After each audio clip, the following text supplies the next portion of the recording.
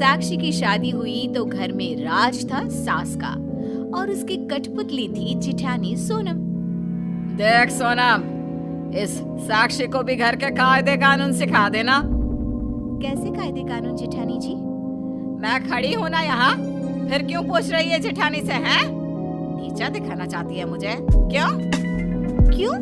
आपने ही तो अभी जिठानी जी से कहा कि मुझे बता देना, तो मैं उन्हीं से पूछूंगी ना। बताइए ना जिठानी जी, क्या क्या है नियम, कायदे और कानून? सास को समझ में आ जाता है कि साक्षी तेज है और उसे उस पर कमान कसने की जरूरत ज्यादा है। फिर क्या था अगले रोज, अरे साक्षी कहाँ है? मेरे सर पर तेल रख जरा और दम कर मालिश कर दे। मैं कर देती हूँ ना माँ जी, वैसे भी मैं ही तो करती हूँ। अरे नाना, तेरा हाथ देखे है कितने कड़े और टाइट है। मैं तो आराम से सुकून से सर पर तेल लगवाना चाहती हूँ। सास का मकसद साफ था, जैसे अंग्रेजों ने किया था, फूट डालो और राज करो। कैसी बात कर रही है सासू माँ, मेरे हाथ कितने कोमल है, देखिए तो। सोनम सीधी थी, वो सास को हाथ दिखाने लग जाती है। तभी साक्षी आती है। नहीं सोनम भाभी, आप आराम करिए, मैं खाना बना कर आई हूँ। सासू माँ के सर पर तिल में लगा देती हूँ। वैसे भी सासू माँ कोई झूठी औरत तो है नहीं जो झूठ बोलेंगी। अरे आज के बाद सासू माँ आपसे कभी तेल नहीं लगवाएंगी, लिख कर ले लीजिए। क्यों सासू माँ? सास भी शाही बनने के चक्कर में हाँ कर देती है। अरे जरूरत ही क्या है? अरे जब ऐसी परी जैसी बहू आ गई है तो ऐसी खड़ूस के हाथ को क्यों मैं अपने सर पर हाथ रखने दूं? सोनम परेशान तो होती है, लेकिन फिर मन में सोचती है बात तो ठीक है, मैंने बहुत काम कर लिया, अब मैं आराम करती हूँ। लेकिन कहाँ, जहाँ सास का राज हो वहाँ सोनम आराम कैसे कर लेती? सोनम, अरे ओ सोनम, साक्षी के आ जाने के बाद से तो कुछ ज्यादा ही आलसी हो गई है तू। यहाँ अभी सोनम सोच ही रही होती है कि चलो सास के पास जाकर थोड़ी देर बैठकर आ जाते हैं कि सास की आवाज आनी शुरू हो गई। हाय रे, क्या मार दिया मेरे सर पर। हाय रे, ये तो डंडे जैसा लग रहा है। कैसी बात करिए माँ जी, अभी तो मैंने कोमल कोमल हाथों का उपयोग किया है, अभी तो तेज हाथ लगाया ही नहीं है दर्द निकालने के लिए।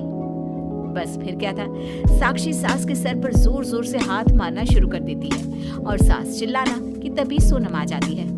क्यों, क्या हो गया सासू माँ? साक्षी, ये क्या कर रही हो तुम?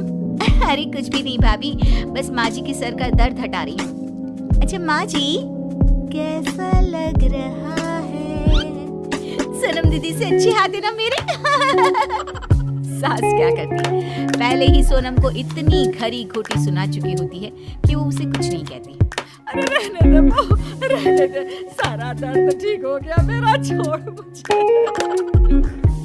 सासू माँ, मैं लगा दूं सर पर तेल?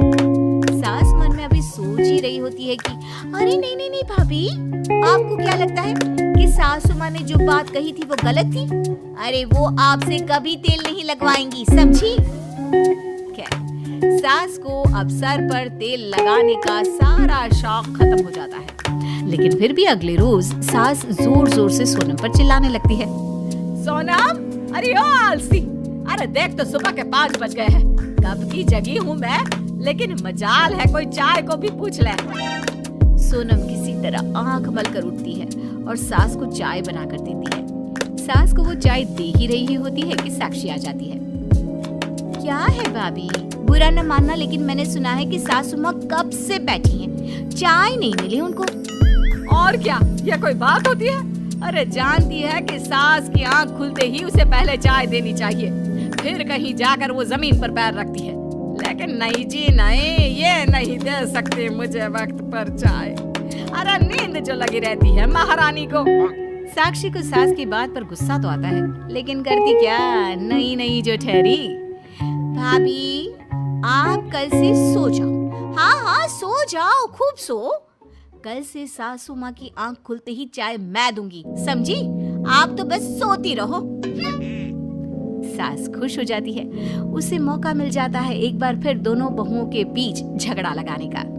अरे जीती रहे साक्षी बहू, आज के बाद इस सोनम का चेहरा तक मुझे नहीं देखना। वैसे भी उसका चेहरा सुबह सुबह देख लो ना, सारा दिन खराब चला जाता है। सोनम को सास की बात बुरी लगती है।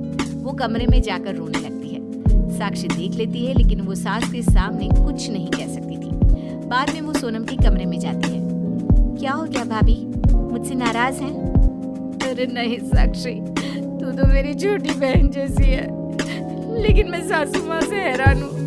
मैं कितनी भी नींद में क्यों ना हो, उन्हें चाय जरूर देती थी।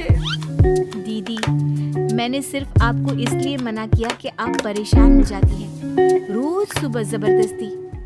आप जानती हैं कि सासू माँ वो चाय भी नहीं पीती।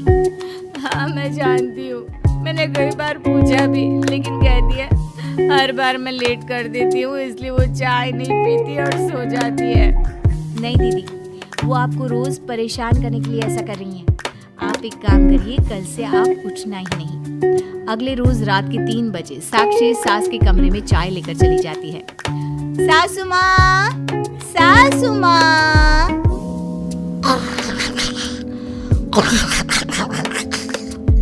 सासू माँ, चाय चाय ले लीजिए।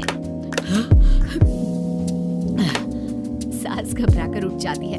वो डर जाती है और जोर जोर से चिल्लाने लगती है, भूत, चाय वाला भूत, बचाओ।